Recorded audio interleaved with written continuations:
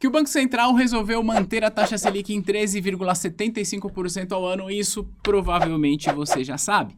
O que talvez você não saiba é o impacto que isso tem na nossa economia. É sobre isso que eu quero falar com você nesse vídeo. Nesse vídeo, a gente vai fazer uma análise econômica global para a gente ver como é que o Brasil está inserido nas economias do mundo em relação à taxa de juros e inflação. Vamos falar sobre os desafios econômicos para o próximo governo e falar um pouco sobre o tom do Banco Central na sua decisão de manter a taxa Selic.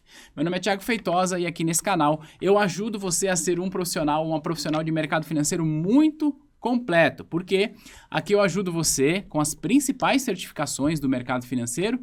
E para além disso, eu trago conteúdos profundos, como esse, que fazem com que você possa aprender o mercado financeiro para valer.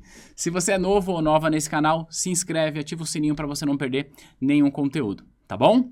Bom, eu já dei a introdução sobre o que eu vou falar, mas antes de eu ir direto ao ponto, eu quero dizer sobre o que eu não vou falar. Nesse vídeo, eu não vou falar aquela história de que, olha, Selic em 3,75, o que eu faço com os meus investimentos? Não, não é nada disso, tá? Existem bons materiais na internet que vão falar sobre isso e tá tudo bem.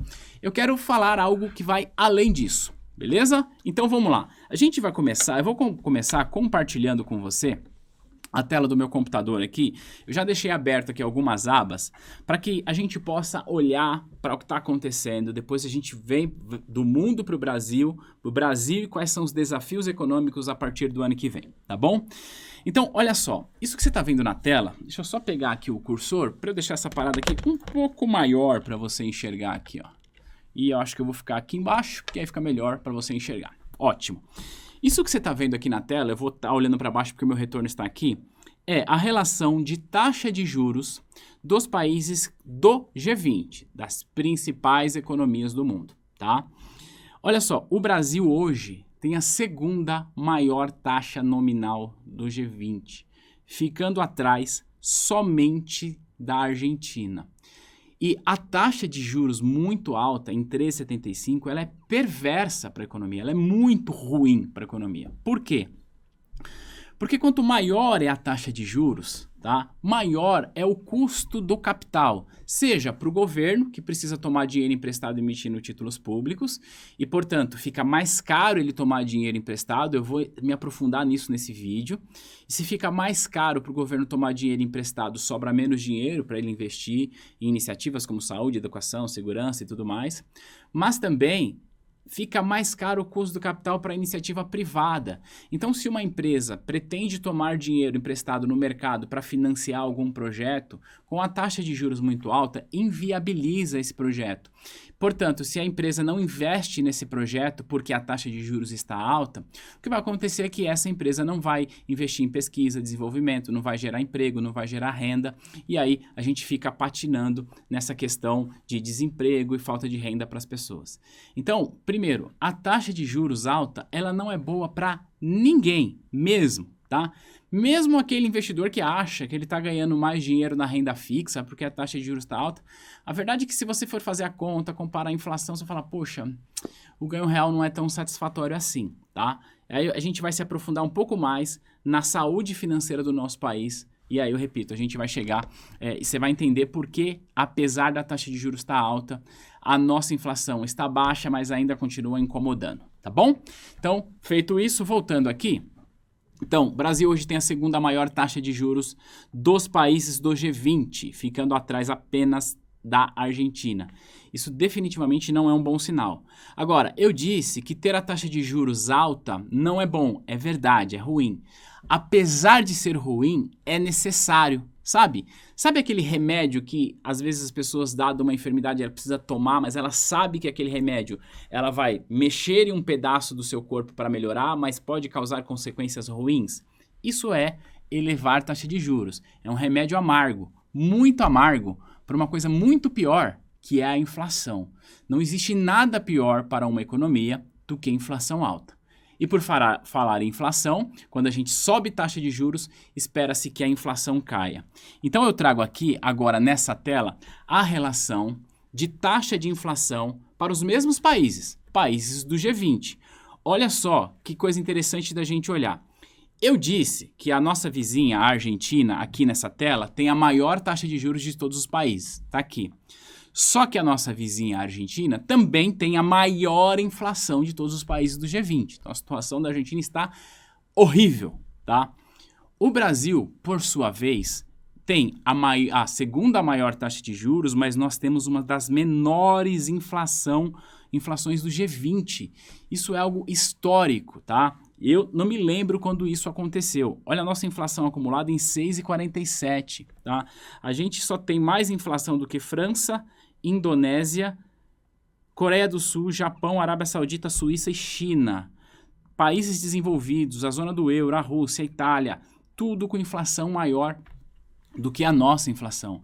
Essa é uma situação que vale a gente olhar. Então, assim, o Banco Central está se esforçando muito e encarecendo o capital com taxa de juros alta para tentar manter a inflação dentro do seu núcleo, dentro da sua meta.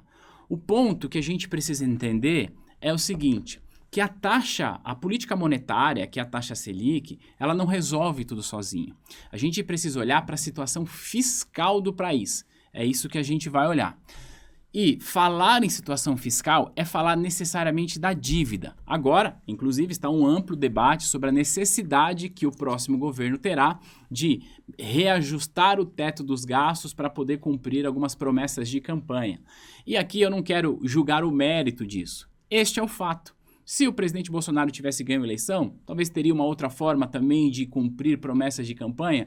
A gente não sabe, mas o fato é que o próximo governo está chegando para cumprir promessas de campanha, aumentando o déficit fiscal. E déficit fiscal não significa necessariamente dívida, pode virar dívida. Eu expliquei isso em outro vídeo. O que eu quero falar com você agora é sobre a estrutura da dívida pública federal para você entender como que essa taxa de juros alta e a insegurança fiscal vai impactar na vida pública, nas contas públicas e, portanto, no nosso dia a dia. Então, esse PDF que você está vendo aqui é um relatório emitido pelo próprio Tesouro Nacional, tá bom? Que eles chamam Relatório da Dívida Pública, que mostra para a gente algumas coisas e eu já separei coisas importantes para que você possa ver comigo. Isso que você está vendo aqui é a composição da dívida pública do Brasil, tá? Ó, a gente tem 38% em taxa flutuante, isso aqui, ó, taxa flutuante, que significa dizer o seguinte, taxa de juros. Portanto, se a taxa de juros sobe, o custo deste pedaço aqui da dívida também sobe, porque isso aqui acompanha a taxa de juros, tá? A gente tem 30% índice de preços, que é a inflação, vai ter um prêmio ali em relação a essa inflação. Portanto, se sobe taxa de juros, sobe inflação, vai impactar aqui. E a gente tem 27% da dívida pré-fixada. Para o governo, para o tomador da dívida, que é o governo, é mais interessante que ele consiga emitir dívida pré-fixada, porque ele já sabe o quanto ele tem de pagar no vencimento. Se a taxa de juros subir, não vai impactar o custo da dívida do governo se ele emite dívida pré-fixada. O que acontece é mais ou menos o seguinte, imagina que você seja um credor meu. Em outras palavras, que eu, Thiago, esteja pedindo dinheiro emprestado para você. Se você confia em mim, você vai falar assim, Thiago, eu confio na sua capacidade de pagamento, eu vejo aí que as suas finanças estão em ordem. Se você me pagar aí 5, 6, 7% ao ano, eu vou ficar satisfeito porque existe essa relação aqui. Agora, talvez você diga assim, Thiago, sim, eu te empresto, mas olha só, eu não sei como é que vai estar a economia daqui a um tempo, então se a taxa de juros estiver muito alta, para mim vai ser ruim. Imagina, se a taxa de juros estiver 20%, você recebendo 6, 7% de mim, para você não é bom. Então você vai dizer assim, Thiago, eu te empresto, só que eu quero rendimento pós-fixado, porque se a taxa de juros subir, eu vou receber mais, eu não vou ser prejudicado. O que eu estou querendo dizer para você aqui é o seguinte, que quanto maior for a incerteza em relação ao resultado fiscal daquele país, mais o mercado vai exigir títulos pós-fixados e mais o governo vai pagar de juro em relação a isso, tá bom? Então, é isso que eu estou querendo demonstrar. Antes da gente ir para a próxima parte aqui, eu tenho um ponto positivo para trazer em relação à estrutura da dívida pública do Brasil, que é o câmbio, tá? Apenas 4% da nossa dívida, ou arredondando aqui, 5% da nossa dívida está precificada em dólar. Isso é um dado muito positivo. Por quê? Se o dólar sobe muito em relação ao real, ou seja, se o real se desvaloriza, a gente sabe que sobe dólar, provoca inflação, mas neste caso, se o dólar sobe muito, vai provocar inflação, mas não provoca necessariamente um aumento direto no custo da dívida, porque a dívida externa do Brasil é pequena, só 5% de toda a dívida. Agora, eu quero mostrar um gráfico que é muito importante a gente ler ele junto e você entender como que o mercado, e quando eu falo mercado, eu me refiro a todos os investidores que detêm títulos da dívida pública, desde investidores institucionais no Brasil, fundos de investimento, instituição financeira, planos de previdência, investidores pessoa física e investidores estrangeiros, tá bom? Isso que você está vendo aqui é o seguinte, ó. Quando você olha essa linha aqui, ó, de estoque, a gente está falando disso aqui, ó, tá? E isso aqui é a emissão de oferta pública, a emissão de novos títulos, é o governo emitindo novos títulos. E esse gráfico traz para a gente uma questão de prazo.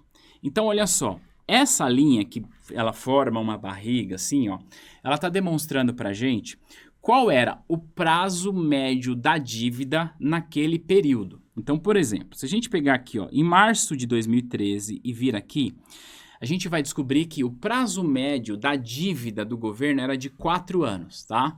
E aí, calculando todos, 4 anos. Mais uma vez, vamos olhar para a questão da confiança. Imagine a seguinte situação. Você sendo o meu credor, eu peço dinheiro para você. Você confia em mim, eu sou um bom pagador. E eu falo, olha, você me empresta um dinheiro para eu te pagar daqui a 10 anos? Fala, pô, Thiago, eu confio. Daqui 10 anos você vai ter dinheiro, vamos negociar um juros, está tudo bem. Agora, se você não confia muito na minha capacidade de pagamento, talvez você diga, Thiago, eu te empresto, mas ó, você vai ter que me devolver daqui 1 ano, tá bom? Porque existe essa relação de confiança versus prazo, certo? Por que eu estou falando isso? Porque eu quero demonstrar isso aqui para você. Olha só. Essa linha mostra o prazo médio da dívida. E essa linha mostra a emissão de novas dívidas. Então, olha só o cenário. Lá em 2012, 2013, o prazo médio do estoque, ou seja, daquilo que o governo tinha, estava ali perto de 4 anos. Só que o governo estava conseguindo emitir novas dívidas aqui, ó, perto de 8 anos. Então, nessa fase aqui, a gente enxerga uma maior confiança do mercado em relação ao governo. Por quê? O mercado está emprestando dinheiro para o governo para que o governo pague dali a 8 anos. Então, para o governo isso é uma situação muito boa. Já que ele rola a dívida, ele vai fazer o seguinte, opa, eu tenho uma dívida que vence daqui 4 anos, eu vou emitir uma nova dívida que vai vencer daqui 8 anos, resolvo essa aqui, eu alongo a minha dívida. Isso é chamado de alongar dívida. E uma empresa, o governo faz isso quando ele está com a sua credibilidade em alta. Então, o que eu quero dizer para você é que quanto menor for essa barrinha aqui, menor seria a credibilidade do governo. Então, vamos pensar aqui, ó, lá na crise do governo Dilma. Olha para onde foi a emissão. O governo estava conseguindo emitir dívida com prazo menor do que o seu estoque. Isso não é um bom sinal. Quando a gente olha, mais uma vez aqui, numa crise recente, auge do coronavírus, governo emitindo dívida com prazo menor do que o seu estoque. Isso não é um bom sinal. E o que eu estou dizendo? Olha, o estoque estava baixo e ele emitindo dívidas ainda mais baixas. Quando a gente começa a aumentar o prazo aqui, a gente tem uma emissão de 5 anos. Então, o que eu estou dizendo é, nós estamos longe de ter aquele alongamento de dívida. O que significa, olhando isso aqui hoje para o estoque, é que nos próximos 4 anos de governo, o próximo governo terá, entre aspas, de quitar toda a dívida que ele tem. Por que eu digo entre aspas? Porque o governo não quita a dívida, o governo rola a dívida, ele emite novas dívidas. E quanto maior for a confiança que os investidores têm na política econômica daquele país, maior é o prazo das novas dívidas. Então, um dos desafios do próximo governo, seja lá quem for o ministro da Economia / Fazenda, será conquistar a confiança do mercado para conseguir alongar a tua dívida e assim sobrar mais dinheiro para investimento em outras iniciativas, tá bom? Outra informação aqui que fala sobre o custo médio da dívida. Então, ó, o custo médio do estoque e custo médio de emissão. Olha só, essa linha marrom tá mostrando para a gente o custo médio do estoque, ou seja, daquilo que eu já tenho de dívida. Essa linha um pouco mais clara é o custo da emissão, ou seja, de novas dívidas que eu estou emitindo. Se eu sou o Tesouro e eu estou tomando dinheiro emprestado de você, Para mim, que sou o Tesouro, é melhor que o custo seja menor, porque quanto menor for, menos eu vou te pagar. Qual que é o melhor dos mundos? É que eu consiga quitar uma dívida cara com taxa de juros barata. É mais ou menos assim. Imagina que você deve para o cheque especial, que é uma das maiores taxas de juros para pessoa física, 8% ao mês. Puxa, o melhor dos mundos seria que você quitasse essa dívida de 8% ao mês, mesmo que para isso você precisasse tomar um outro empréstimo, de 2% ao mês, de 3% ao mês. Você está quitando uma dívida cara com uma dívida mais barata. Para o governo, esse é o melhor cenário. Voltando aqui, então a gente tem o seguinte, ó, o estoque da dívida aqui em 2013 estava ali perto de 11% aqui. E o governo estava, nessa época, emitindo novas dívidas a um custo mais barato. Um bom sinal para as contas públicas, certo? Porque eu estou conseguindo captar mais barato. E aqui a gente vê a linha do tempo. E aí, do governo Michel Temer para cá, a taxa de juros foi caindo, teve crise do Covid, etc e tal, mas a taxa de juros chegou no auge aqui em 2016, crise pré-impeachment, ex-presidente Dilma, e caiu assim vertiginosamente. E olha que coisa interessante, aqui ó, em 2020, nós tínhamos um custo médio de 8% e uma emissão de 5%, 6%. Portanto, neste cenário, era como se eu estivesse quitando uma dívida cara com uma dívida mais barata. Só que olha o que acontece aqui, ó, de 21 para 22. E aqui é importante, eu sei que toda vez que eu faço análises econômicas e que econômico vai esbarrar em política, eu sempre sei que eu atraio pessoas que gostam mais de um político do que o outro, que comentam mais a favor de um do que o outro, e tá tudo bem, esse não é o caso aqui, mas as pessoas às vezes acabam ignorando a realidade, e aí vai vir gente aqui falando assim, faz o L, ou não sei o que, o Bolsonaro acabou com o país. Não estou querendo dizer que um é melhor que o outro, só estou analisando os fatos. Então, se você quiser contrapor alguma coisa, com bons argumentos a gente vai discutir aqui, tá bom? Mas o fato é que de 2021 para cá, o custo da emissão da dívida, ela se sobressaiu ao custo do estoque. Então agora o governo está emitindo dívida mais caro. Aí vem a grande pergunta, poxa Thiago, então por que o governo não reduz a taxa de juros de vez, já que, como você mostrou, a inflação está controlada e o custo da dívida está alto e por estar alto isso prejudica tanto as contas públicas quanto as contas privadas, as contas das empresas. Não gera investimento, não gera renda.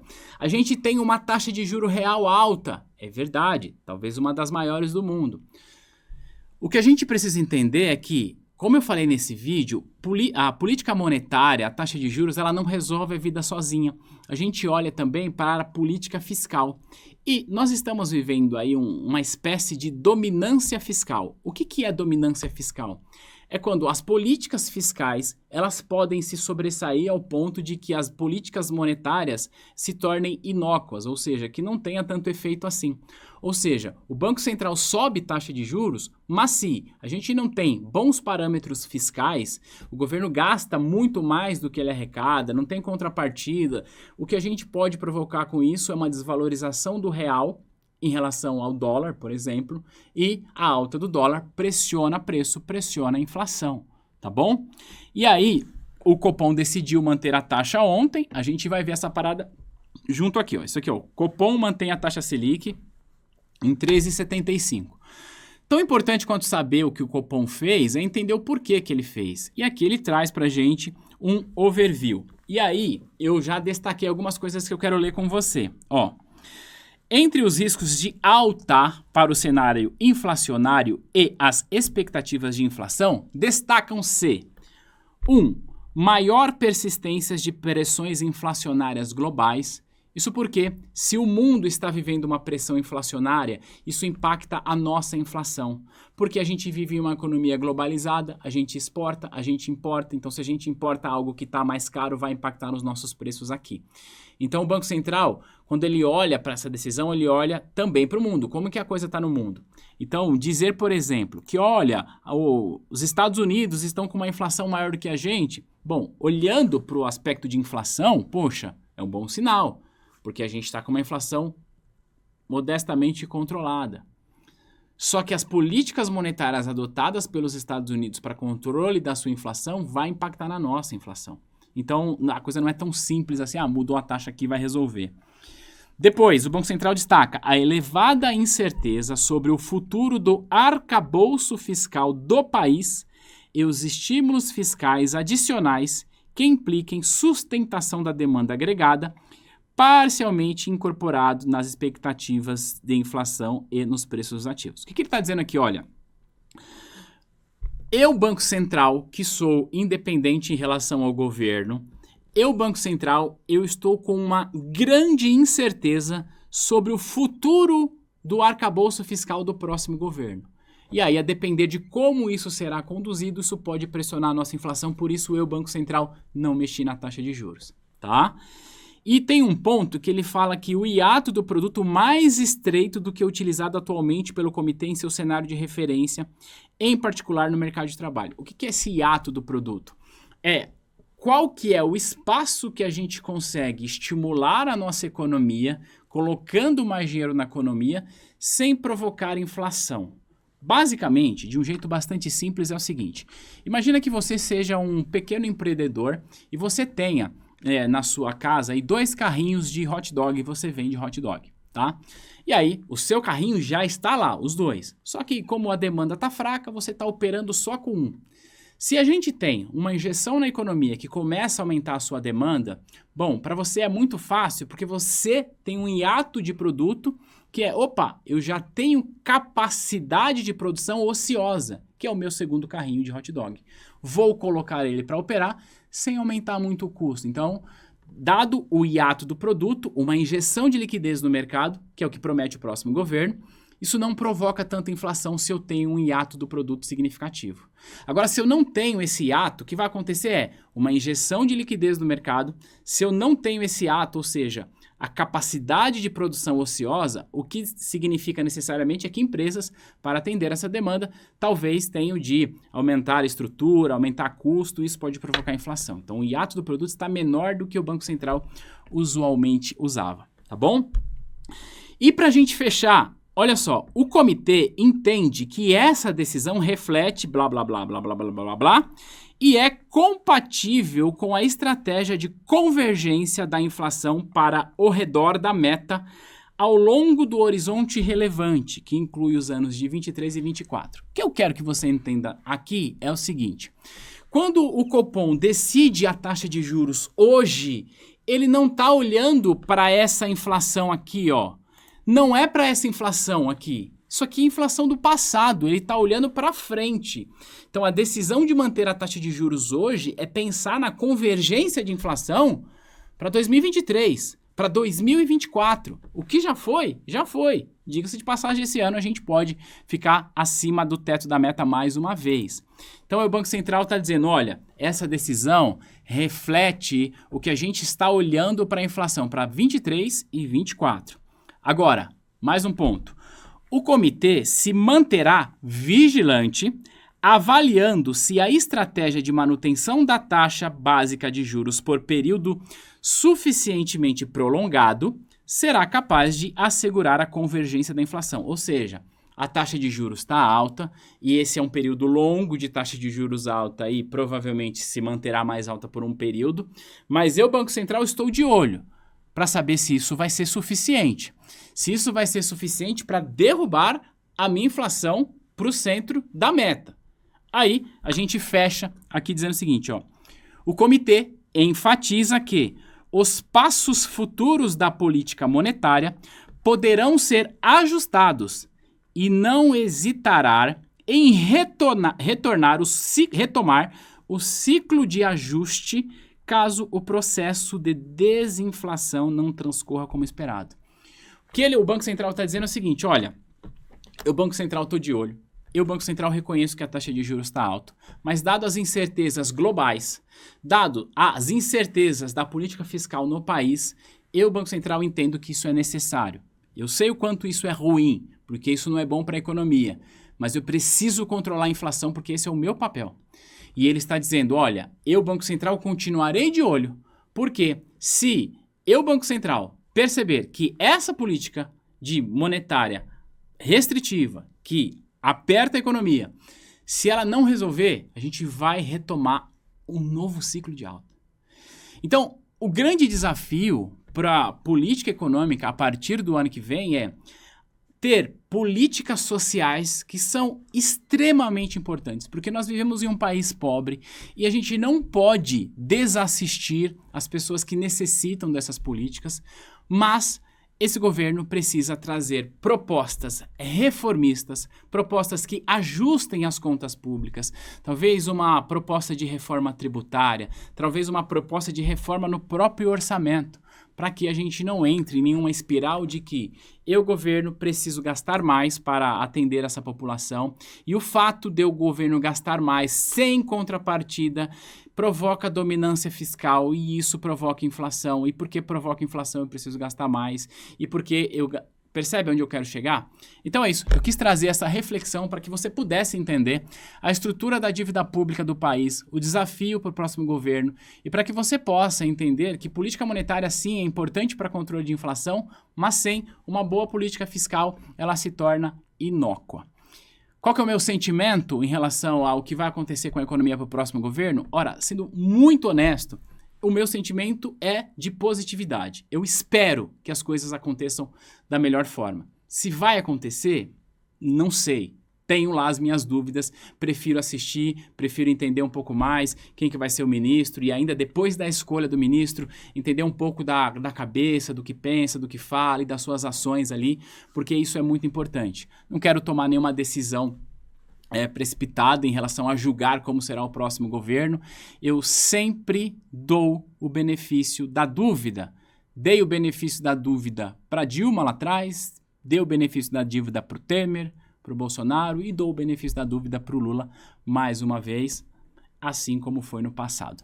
E eu espero que sim, o próximo governo consiga ter uma política fiscal responsável, sem esquecer dos mais pobres, mas sem esquecer que quem mais sofre com taxa de juros alta e com inflação são os próprios pobres que o governo diz defender.